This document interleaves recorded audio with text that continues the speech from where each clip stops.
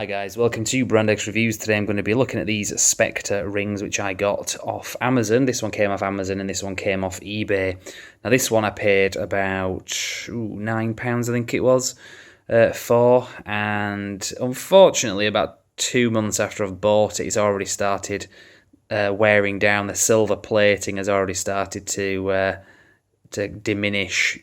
So I'm going to kind of stop wearing this for now because it's just going to get worse, basically. It's a bit of a shame. Now this one you can see it's got a bit of an indented impression in it, and the actual Spectre logo is larger than the one that you really see in the film.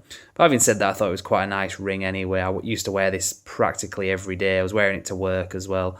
So as a James Bond fan, I think it's pretty cool. If you're into general jewellery and stuff, these really are cheap tat.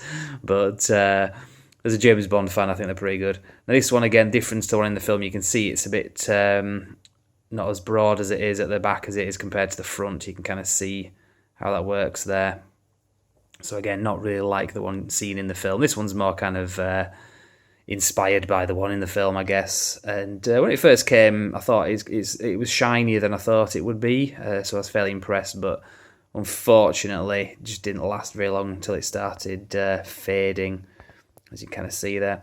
So that's that one anyway, and I got that off Amazon. This one came from eBay, and I got it from China, and I've got a couple of these actually. Now this one is supposed to be stainless steel, so I'm going to start wearing this one. The reason I have two of these, I have one I'm going to keep as a showpiece, the other one I'm going to wear occasionally, but this one's even worse than the last one in terms of how good it looks. The edges are a bit more flat compared to the other one. Let's just have a comparison. Let's have a look at the other one. You can see the edges on this one are a bit more rounded. If I can get the bloody thing in focus. There you go. You can see the edges aren't quite as jagged as this one is. But like I say, stainless steel, so it shouldn't really fade. I don't know about the actual logo. That might fade over time. I imagine it would. But having said that, this one was ridiculously cheap. It was like £2.50 or something, including postage. And you can see on the inside it's got the Spectre logo as well, which is quite nice. So as I say, I got one that I'm going to wear and another one which is identical as a showpiece. I kept it in the wrapping so you can kind of see this is how it looks when you get it. So still quite nice anyway. I'd recommend it if this kind of thing appeals to you as a James Bond fan. I'd say get them because they're so cheap. It doesn't really matter if you're disappointed, to be fair. It is what it is.